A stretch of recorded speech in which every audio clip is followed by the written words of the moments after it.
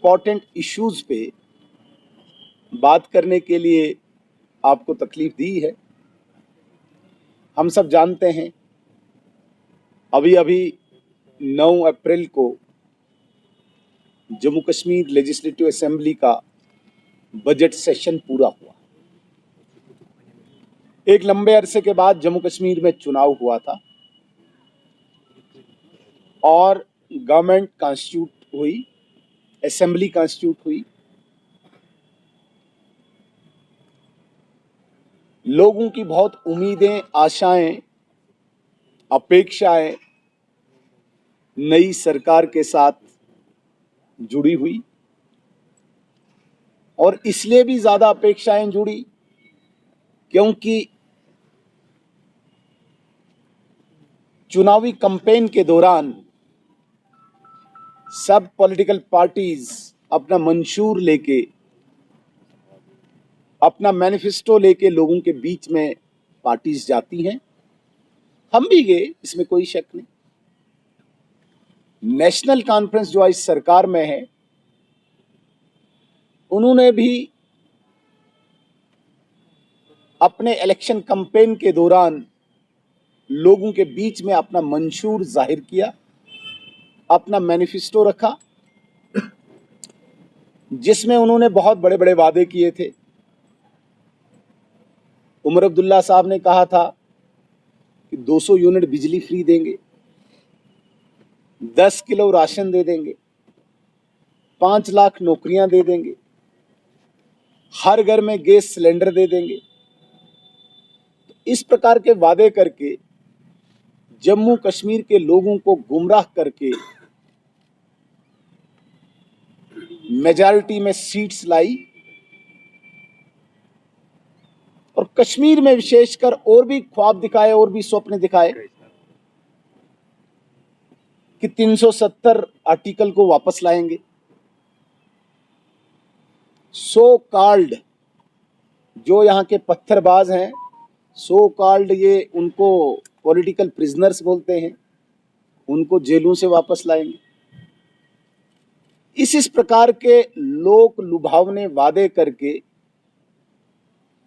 कश्मीर की जनता को गुमराह करके मेजॉरिटी सीट्स नेशनल कॉन्फ्रेंस ने लाई और सरकार बनाई। अब सरकार को बने हुए इस 16 अप्रैल को 6 महीने हो जाएंगे। इन 6 महीनों में यदि हम देखें, अगर हम देखें तो 2 असेंबली सेशंस हुए। एक बहुत शॉर्ट था, 3-4 दिन का, और बजट सेशन लगभग 20-25 दिन का रहा। कहीं पे भी नेशनल कॉन्फ्रेंस ने जो वादे किए थे इन दोनों सेशंस के दौरान या इन 6 महीनों के इनके कार्यकाल के दौरान कोई भी एक भी चीज रिफ्लेक्ट नहीं हो रही। बजट में भी और नॉर्मल गवर्नेंस में भी कहीं पे भी कोई वादा रिफ्लेक्ट नहीं हो रहा।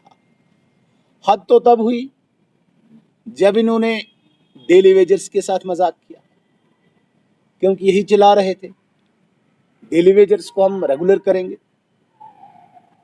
मजाक तो तब हुआ जब उन्होंने केवल AAY अंत्योदय अन्न योजना के तहत जम्मू कश्मीर में जो फैमिलीज रजिस्टर्ड है, सिर्फ उनको प्रधानमंत्री सूर्य मित्र मुफ्त बिजली योजना के तहत 200 यूनिट बिजली देने का वादा किया।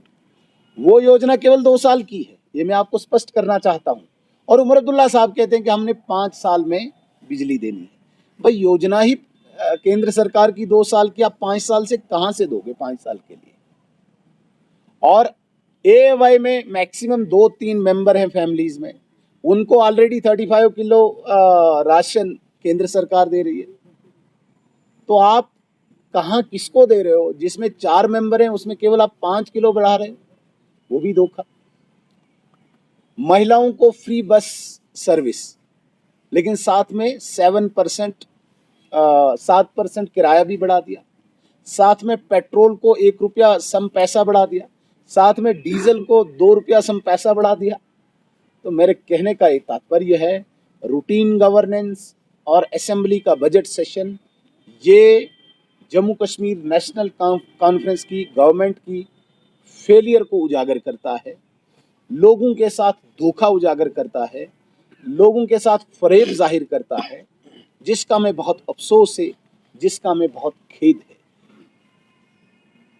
मैं कहता हूं कि इंतहा तब हुई जब इन्होंने पहली बार जम्मू कश्मीर की असेंबली के इतिहास में, हिस्ट्री में, सरकार खुद ही सदन को नहीं चलने दे रही। स्पीकर आपका और आप ही नहीं चलने दे रहे हो, सरकार आपकी, आप ही नहीं चलने दे रहे हो। तो ये पहली बार एक ड्रामा वक्फ अमेंडमेंट बिल के विरोध में 3 दिन इन्होंने सदन न चलने दिया। क्यों? क्योंकि वहां पे अधिकांश मैक्सिमम ऑनरेबल मेंबर्स ने बिल्स लाए थे, रेजोल्यूशन लाए थे, कॉल अटेंशन लाई थी, ताकि लोगों के इश्यू यहाँ पे डिस्कस न हो, हमें जवाब न देना पड़े, सरकार भागी। ये बहुत बड़ी बदकिस्मती है। एक बात मैं आपके सब जितने भी यहाँ पे रिस्पेक्टेड जर्नलिस्ट हैं, आपके चैनल्स के माध्यम से मैं कश्मीर की जनता को स्पष्ट करना चाहता हूँ, भारत सरकार की जितनी भी योजनाएं हैं, जितनी भी इसमें इस वक्त लाभार्थियों की योजनाएं, स्कीम्स कहते हैं हम, वो बिल्कुल भी इफेक्ट नहीं होंगी, प्रभावित नहीं होंगी, चाहे सरकार किसी की भी हो। ये ऐसा न समझें कि सरकार इस वक्त उमर अब्दुल्ला साहब की है तो भारत सरकार उसमें कोई भी कोताही करेगी। जितने भी डेवलपमेंटल प्रोजेक्ट्स जम्मू कश्मीर में चल रहे हैं वो उसी गति से चलेंगे, उसी स्पीड से चलेंगे, उसी फंडिंग से चलेंगे। और इसके अतिरिक्त जितनी भी स्कीम्स, आप प्रधानमंत्री आवास योजना की बात कीजिए, किसी भी चीज़ की आप बात कीजिए, आप आयुष्मान भारत की बात कीजिए, किसी भी स्कीम में कोई भी प्रभाव नहीं पड़ेगा irrespective of any government in JNK। इसलिए जो जम्मू कश्मीर की सरकार लोगों को दोबारा से गुमराह करने की कोशिश करती है, मैं आपके चैनल्स के माध्यम से स्पष्ट करना चाहता हूं, कोई इसमें कोताही नहीं होगी। लेकिन एक चीज़ में कोई कंप्रोमाइज़ नहीं होगा। हमने कहा है इस आतंकवाद को, अलगाववाद को, पत्थरबाजी को जब तक ना हम वाइप्ड आउट करेंगे तब तक हम भी सांस नहीं लेंगे। पूर्णता यहाँ पे शांति स्थापित नहीं होगी तब तक यहाँ पे कोई कंप्रोमाइज नहीं होगा। मैं आपका ध्यान थोड़ा सा पीछे लेना चाहूँगा। यहाँ पे जब नेशनल कॉन्फ्रेंस की गवर्नमेंट थी, आपने देखा होगा यहाँ पे स्कूल जले, यहाँ पे हॉस्पिटल्स जले, यहाँ पे गवर्नमेंट एस्टेब्लिशमेंट की जितनी बिल्डिंग्स थी वो जले। वो कब जले? जब यहाँ पे नेशनल कॉन्फ्रेंस की गवर्नमेंट थी। नेशनल कॉन्फ्रेंस एक बहुत बड़ी बात असेंबली में भी कहती है और बाहर भी कहती है कि उनके 10,000 वर्कर्स मारे गए, बोलते हैं ना। तो कब मारे गए नेशनल कॉन्फ्रेंस के वर्कर्स? तब मारे गए जब फारूक अब्दुल्ला साहब और उमर अब्दुल्ला साहब के पास होम डिपार्टमेंट था। जब से भारत सरकार ने यहाँ की कानून व्यवस्था अपने हाथ में ली, एक भी नेशनल कॉन्फ्रेंस का वर्कर यहाँ मारा नहीं गया। तो ये क्या जाहिर करता है? तब क्यों मारे जाते थे? क्या आपकी कोताही थी या आपकी कोई मिली भगत थी उन मारने वालों के साथ? क्यों मारे जाते थे आपके वर्कर? क्यों मारे जाते थे? या तो आप खुली छूट देते थे, मिली भगत थी। आज क्यों नहीं? आज आपके वर्कर सुरक्षित क्यों हैं? क्यों? क्योंकि अमित शाह जी के हाथ में आपके वर्कर की सुरक्षा का जिम्मा है। इसलिए जो 10,000 काउंट आप कर रहे हो हमारे वर्कर मारे गए, वो तब मारे गए जब आप ही जिम्मेदार थे। आज अमित शाह साहब के हाथ में यहाँ की सुरक्षा की जिम्मेदारी है, इसलिए आपके वर्कर सुरक्षित है। एक बात और मैं स्पष्ट करना चाहता हूं, बड़ी बदकिस्मती है, नेशनल कॉन्फ्रेंस स्टेटहुड की बात करती। स्टेटहुड हमारा नैरेटिव है, स्टेटहुड हमारा वादा है, भारतीय जनता पार्टी का वादा है। आप कहाँ यहाँ आ गए? आप ढूंढो भाई, आपने सिलेंडर देने हैं, बिजली देनी है, राशन देना है, एम्प्लॉयमेंट देनी है। आपने तो कहा है 5 लाख एम्प्लॉयमेंट देंगे, 5 लाख रोजगार देंगे। 5 लाख रोजगार का मतलब है एक साल में 1 लाख। 5 साल है ना आपके पास, एक साल में 1 लाख का मतलब है 6 महीने में 50,000 सरकारी नौकरियां। मुझे बताइए 6 महीने हो गए, 50,000 कहाँ है नौकरियां? एक नौकरी जो नेशनल कॉन्फ्रेंस के बहुत बड़े लीडर के भतीजे को आपने लगाया बैकडोर करके, उस नौकरी के अलावा आम गरीब के बच्चे के लिए कहाँ है? बताइए मुझे। तो मेरे कहने का मतलब है इस हालात के जिम्मेदार नेशनल कॉन्फ्रेंस है। और आज जो हालात सुधरे हैं, आज यहाँ पे कोई हड़ताल नहीं है, आज यहाँ पे कोई कैलेंडर नहीं है, आज यहाँ पे कोई पत्थरबाजी नहीं है, आज यहाँ पे गरीब पेरेंट्स खुशी से अपने बच्चे को स्कूल भेजता है। वरना यहाँ पे सब अमीरों और बड़े बड़े पॉलिटिशियंस के बच्चे बेंगलोर, मुंबई या अब्रॉड वहाँ पढ़ते थे, गरीब के बच्चे हड़ताल के कारण स्कूल नहीं जा पाते थे। दूर की बात क्यों जाते हो आप, यहाँ पे डाउनटाउन जाइए, डाउनटाउन को बताइए, डाउनटाउन के लोगों को पिछले 15-20 साल आपको दुकान खोलने का कभी मौका मिला? नहीं मिला। आज जब से अमित शाह और नरेंद्र मोदी जी के हाथ में यहाँ की सुरक्षा का जिम्मा है, डाउनटाउन आज फल फूल रहा है। आज वहाँ पे स्कूल खुल रहे हैं, आज वहाँ पे बिजनेस एस्टेब्लिशमेंट फ्लोरिश हो रहा है। ये क्यों? क्योंकि अमित शाह जी के हाथों में यहाँ की सुरक्षा का जिम्मा है। जब आपके पास होम डिपार्टमेंट था तब डाउनटाउन क्लोज होता था, तब यहाँ पे पत्थरबाजी होती थी, तब कोई स्कूल नहीं खुलता था, तब कोई दुकान नहीं खुलता था। यासीन मलिक बाहर था, मैसूमा बंद रहता था। आप जरा रिकॉर्ड निकालिए, जब तक यासीन मलिक बाहर था मैसूमा में एक भी दुकान नहीं खुली, हड़ताल। उसको उसकी जगह पहुंचाया गया, आज मैसूमा फ्लोरिश हो रहा है, आज वहां की दुकानें फल फूल रही है, आज वहां का बिजनेस फल फूल रहा है। तो ये क्या दर्शाता है? ये दर्शाता है कि नेशनल कॉन्फ्रेंस ने कभी भी कश्मीर की शांति के लिए कोई प्रयास नहीं किया।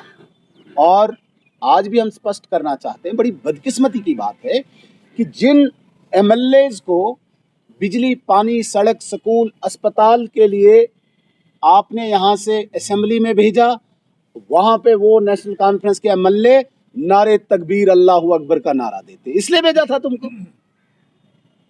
ये जामिया मस्जिद है कोई असेंबली? वहाँ पे नारे देने के लिए क्या करना चाहते हो? प्रवोक करना चाहते हो? गुमराह करना चाहते हो? ये भारतीय जनता पार्टी के विधायक हैं जो अनुशासित हैं, जो संयमित हैं। वरना ऐसी चीजों से तो कभी भी रिलीजियस एक डिवीजन पैदा हो सकता है कहीं पे भी। ये पहली बार जम्मू कश्मीर के असेंबली के इतिहास में पहली बार हुआ जब नेशनल कॉन्फ्रेंस जो नारे जामा मस्जिद में लगने चाहिए वो नारे असेंबली में दे रहे हैं। वो कॉन्स्टिट्यूशन का मंदिर है, वो कोई रिलीजियस बुक वहाँ नहीं चलानी है, वहाँ पे संविधान चलेगा। नारे तकबीर अल्लाहू अकबर वहाँ नारे देने की जगह नहीं है। जब हमारी गवर्नमेंट पीडीपी के साथ थी, मुफ्ती साहब चीफ मिनिस्टर बने थे, उस वक्त भी मुफ्ती साहब ने पहला काम किया था, मसरत आलम जो एक सेपरेटिस्ट लीडर था उस वक्त का, उसको रिहा करने की एक पहल की थी। हमने विरोध किया था कि ऐसे व्यक्ति को बिल्कुल रिहा नहीं करना। आपने देखा होगा, उस वक्त के वीडियोस भी लाएंगे। यूं ही मसरत आलम बाहर आया तो यही नेशनल कॉन्फ्रेंस के वर्कर स्ट्रीट्स में, गलियों में नारे तकबीर अल्लाहू अकबर के नारे लगाने लगे। 1989 में जब कश्मीर में एक्सोडस हुआ कश्मीरी पंडित्स का, यहाँ से भगाए गए, तब इन्हीं के वर्कर गलियों में, चौक चौराहों पे नारे तकबीर अल्लाहू अकबर के नारे देते थे। तो ये क्या दर्शाना चाहते हैं? क्या ये लेजिस्लेटिव असेंबली को जहाद का अखाड़ा बनाना चाहते हैं? लेजिस्लेटिव जहाद छेड़ना चाहते हैं? तो इस प्रकार की किसी भी गतिविधि को भारतीय जनता पार्टी कभी भी एक्सेप्ट नहीं करेगी। और मैं स्पष्ट करना चाहता हूँ, ऐसा स्टेटहुड कोई जम्मू कश्मीर का व्यक्ति, चाहे वो कश्मीर का मुस्लिम है, जम्मू का हिंदू है, कभी एक्सेप्ट नहीं करेगा जिस स्टेटहुड की असेंबली में नेशनल कॉन्फ्रेंस नारे तकबीर अल्लाहू अकबर के नारे लगाएगी। यहाँ का जम्मू कश्मीर का बाशिंदा चाहेगा, चाहे वो कोई भी इलेक्टेड रिप्रेजेंटेटिव हो, वो वहाँ पे बिजली, पानी, सड़क, स्कूल, अस्पताल, राशन की बात करे। नारे लगाने हैं तो किसी मस्जिद में जाके लगाओ। तो इस प्रकार को डाइवर्ट करना, सारे मुद्दों को डाइवर्ट करना और अपने आप को बचाना, ये नेशनल कॉन्फ्रेंस करती है।